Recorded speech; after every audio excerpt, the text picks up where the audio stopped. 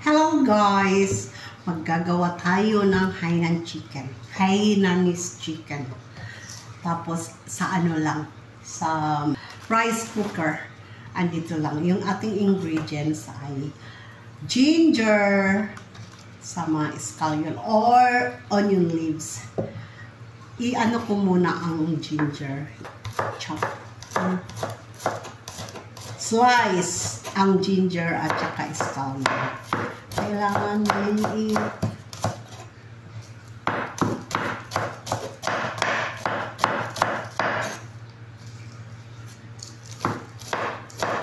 ulan ng ulan kaya kain ng kain lang. Gagawa din ako ng kamote. Alam mo guys, pumunta ako kanina dun kasi may fresh chicken shop. Hindi gaanong malayo dito, mga ilang meters. Wala yatang 500 meters. Lagay natin to dito. Tapos meron akong ginger. Ito siguro yung medyo maliit. Kasi ito ang nagpapasarap. Ang ating Hainan chicken. Fresh Mart. Parang 7-Eleven. Pero mga chicken yung ano. Pumunta ko doon. Ay, umulan ng malakas na malakas. Ihalo natin ito dito sa onion leaves. Damihan natin.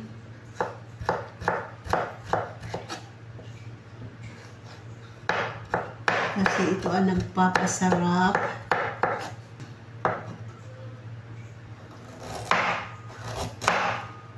Ang lakas-lakas ng ulan, guys. Ang lakas-lakas ng ulan, friends.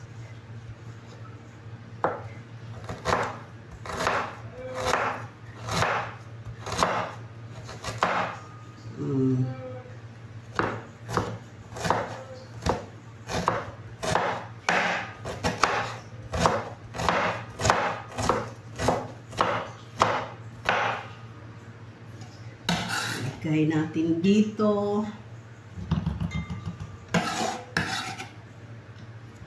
Tapos ito, hiwa lang natin to ng 3. Tapos ito, hiwa lang natin to ng malalaki. Ayaw nito ng asawa ko pagka nakakain niya or nakakagat niya, kaya hindi ko liliitan. Ganyan lang. Tapos, meron ako dito kaninang binili na whole chicken. Pinatanggal, pina-slice ko ng 4. Pero ito, piprituhin ko to kasi gustong-gusto ng anak ko yung prinito. Ito lang ang ilalagay ko sa Hainan chicken. So, maghuhugas na ako ng bigas. Andito na ang aking bigas, guys. Sinugasan ko na at sinabawan. So, ang sabaw ko nito ay kinulangan ko ng kung 2 cups na water, 1.5 lang ang nilagay ko. So, meron ako ditong leftover na kamote. Sinap ko yan para maging unan ng aking chicken. Hindi siya madiretso doon sa ano, para nakasingaw yung chicken. Tapos, andito na yung aking onion leaves at saka ginger na slice. Ilagay ko. Nilagyan ko dito kanina ng pepper at saka chicken. Salt. Ilagay ko na yan dyan. 2 lang na breast yung ginamit ko. Tapos, lagyan natin to ng Maggi bouillon or Norsi and salt. Ang salt kasi, ito ang nagpapasarap. Nagkakaroon ng extra. Kailangan kasi medyo salty ang ating chicken Hainan. Kasi nagsisink yung kanyang salt doon sa loob. Ito, lagyan ko pa ng salt para maging salty. Tapos, Kasi wala akong, masarap talaga pagka ang nilagay ay sesame oil. Since na wala nga yata akong sesame oil, hindi ko kanina lagyan ko ng for Magibo yun. So, ordinary na oil lang ang ilalagay ko. Okay? Tapos, isain na natin. Kaya ko kinulangan, guys, yung tubig. Kasi, di ba, yung chicken, nagpo-produce yan ng tubig. Kasi ayoko siya na malanta. Ayoko kasi sa kanin na ma-soft. Ano ba yun? Basta ganun na yun. Kaya yun. Luluto na natin, guys. Habang nagluluto ako ng aking kanin, ay akin ito lalagyan ng lemon, a little bit of pepper, tapos konting asin, tapos bubuhusan natin ito mamaya ng mainit na mantika. Pero, i-prepare ko yan pagkaluto na ang ating rice. Okay, guys. Habang hihintay ako ng ating rice, magagawa ako ng kamote for snacky-snacky. Guys, magpi-plating na ako ng aking Hainan rice kasi kakain na sila. Ako kumain na ako kanina. I-plating na natin, guys. Itanggalin ko muna ang aking chicken. Tatanggalin ko ang pakpak niyan. Naubos na kasi ang aking escallion. Kaya yan, ang aking rice. Huwag ka masira dyan. Oh, ang taas-taas. Andito na yung aking chicken. Tapos, mayroon ako ditong slice or chopped cucumbers. Ilagay ko na yan dyan.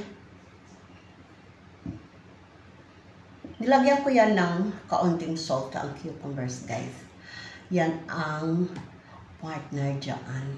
Tapos tomatoes, chopped tomatoes or sliced tomatoes. Tapos, kung mayroon lang akong scallion, lalagay. Pero naubos na. Bumili ako ng ng cucumber. Hindi ko naisip bumili ng scallion. Pero okay lang, guys. Tingnan niyo yan, guys. O, diba? Tapos, andito na yung aking scallion with ginger. Nilagyan ko na ng oil. Ang aking sweet soy sauce. Hindi ko na sila nilagyan ng sambal kasi alam ko naman hindi sila kakain ng sambal.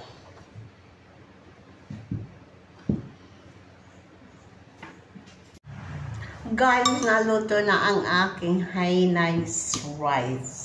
Chicken rice. Tikman natin. Ito na kanina yung ginawa ko na ginger at saka onion leaves or scallion. Lagay natin dito.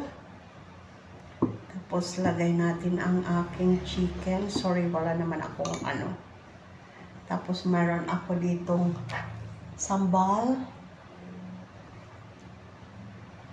Tapos, sweet soy sauce. Ang nagkakaiba lang nito, guys, kasi hindi ko to nilagyan ng sesame oil. Ang nakakasarap kasi sa sesame oil, yung aroma niya ay masarap. Tikman ko na.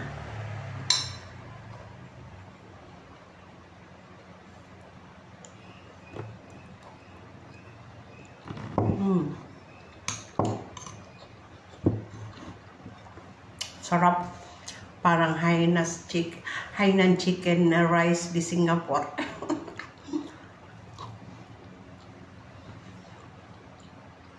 Mas masarap siguro sa akin kasi hindi ko tinipid. Kahit hindi Thai rice ang ginamit ko. Masarap ng kamote, guys. Yung ko kanina sa pinanghapin. Ano ba yun? Sarap nito. Ito nakakasarap nito guys. To, oh. Yung ginger at saka scallion. Kahit hindi ka na magsambal. Kanina kasi kumain na sila ng ano. Sorry.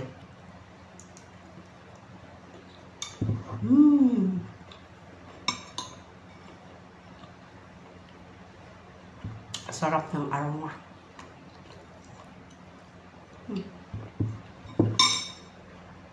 Thank you for watching. Bye.